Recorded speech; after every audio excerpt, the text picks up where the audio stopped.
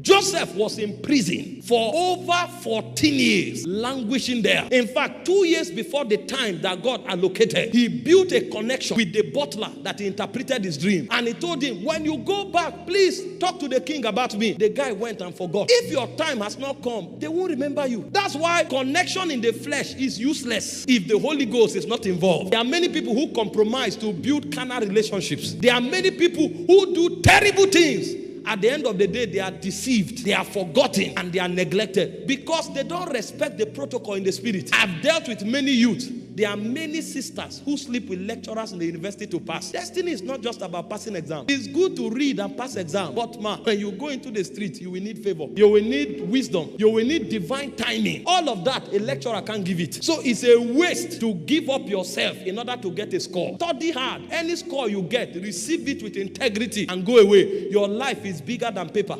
Psalm 105 verse 17. He sent a man before them. Even Joseph, the Bible said he was sent. What a way to send a man. He was in the pit. He was a houseboy. He was accused. He was put in prison. Is that how God sends men? Yes. What you call a life of pain and sorrow was a divine errand. But the guy knew. He knew that although things are not working now, but all things will eventually work for my good. For all things work together for good to them that love God, to them who are called according to his purpose. And so while he was in prison, he was waiting for his time. So when Potiphar's wife came, sleep with me, he said, no.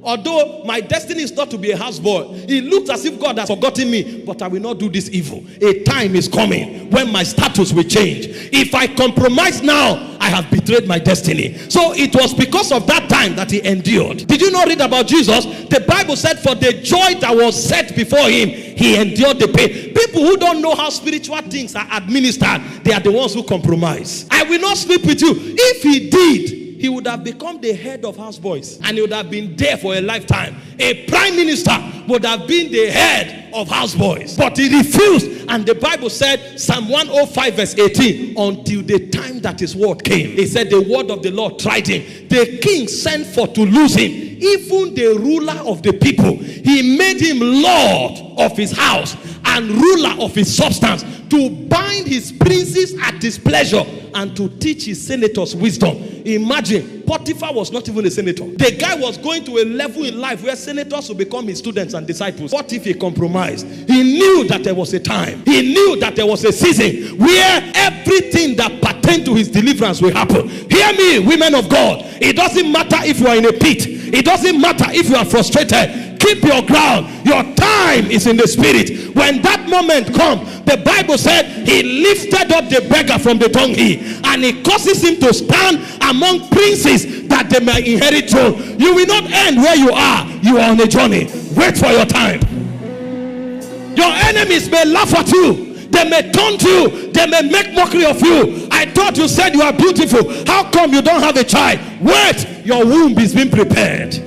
Think about Elizabeth. She was not giving birth until she was old. But that womb needed to be incubated with prayer, because the one that was coming was a voice crying in the wilderness. It's not every womb that can carry that child. So it's not about the number of children. It's about the weight of destiny that they carried. And when the guy showed up, they said, who are you? He said, I'm the voice of the one crying in the wilderness. Prepare a way for the Lord. It took an intercessor to raise that child.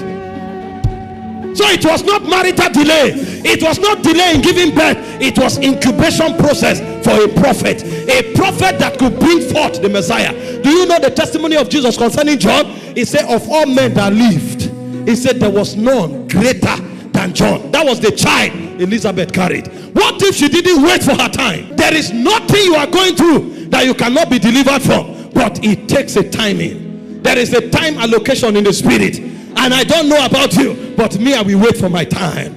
I'm not looking for anybody outside God to help me. I'm not looking for any mechanical means to go ahead. The race is not to the swift, neither is the battle to the strong. It's of the Lord that showeth mercy. I'm not moved by what men say. When I look to the east, I know that my Redeemer liveth. It may not appear as if it is working, but I know that all things work together for good to them that love God, to them that are called according to his purpose.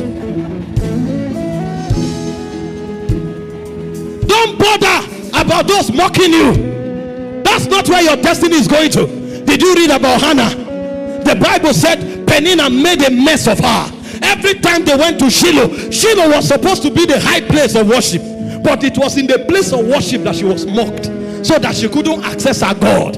But a day came, she realized that this thing is a distraction, and she went before God. She left every distraction aside, and she was laboring in prayer, and God remembered Hannah. God remembered Hannah. When your time comes, God will remember you. I prophesy over someone, this is your season of remembrance. Thank you for watching this video. We trust you have been tremendously blessed. To get more messages,